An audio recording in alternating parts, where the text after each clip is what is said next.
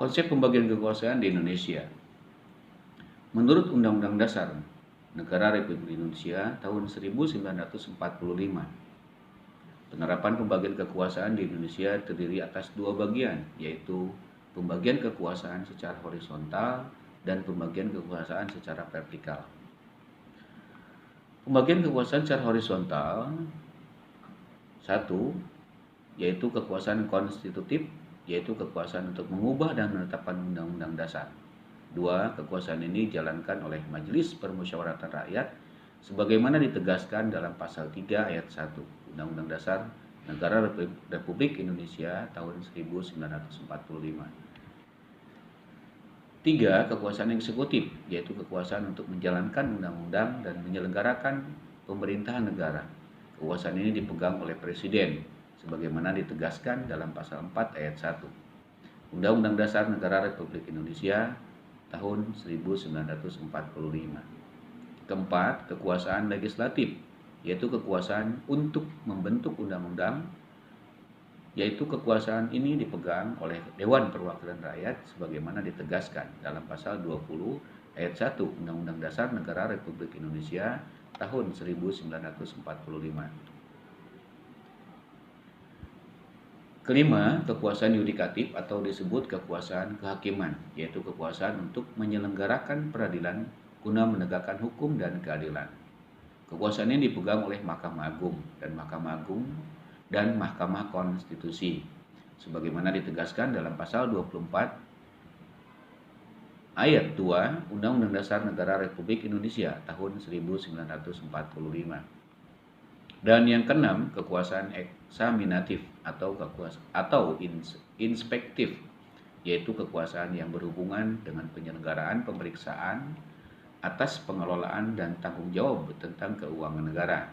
Kekuasaan ini dijalankan oleh Badan Pemeriksa Keuangan sebagaimana ditegaskan dalam pasal 23 bagian E ayat 1 Undang-Undang Dasar Negara Republik Indonesia tahun 1945. Pembagian kekuasaan secara vertikal.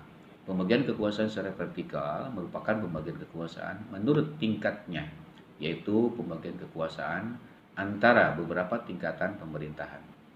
Pembagian kekuasaan secara vertikal muncul sebagai konsekuensi dari diterapkannya asas desentralisasi di Negara Kesatuan Republik Indonesia.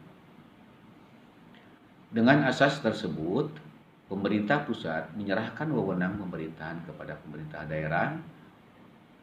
pemerintah daerah otonom, yaitu provinsi dan kabupaten atau kota, untuk mengurus dan mengatur sendiri urusan pemerintahan di daerahnya, kecuali urusan pemerintahan yang menjadi wewenang pemerintah pusat, yaitu kewenangan yang berkaitan dengan politik luar negeri, pertahanan, keamanan, justisi, agama, moneter, dan fiskal.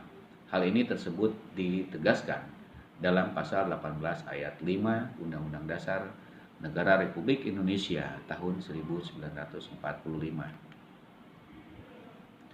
Dengan asas tersebut, pemerintah pusat menyerahkan wewenang pemerintahan kepada pemerintah daerah otonom atau provinsi dan kabupaten atau kota untuk mengurus dan mengatur sendiri urusan pemerintahan di daerahnya, kecuali urusan pemerintahan yang menjadi kewenangan pemerintah pusat, yaitu kewenangan yang berkaitan dengan politik luar negeri, pertahanan, keamanan, justisi, agama, moneter, dan fiskal.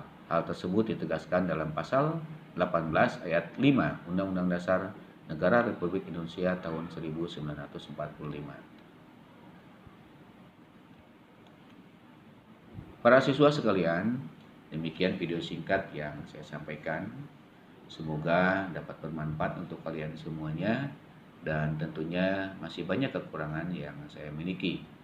Untuk itu, saran dan masukan serta kritik yang kalian berikan tentunya sangat saya harapkan.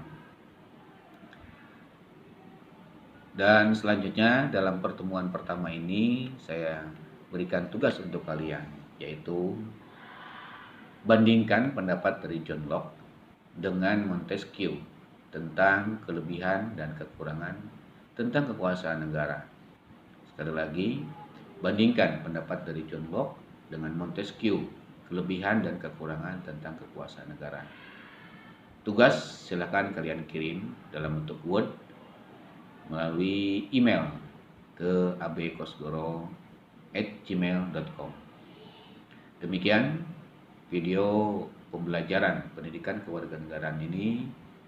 Semoga pertemuan pertama kita bisa menjadi pembelajaran untuk pertemuan di pertemuan selanjutnya.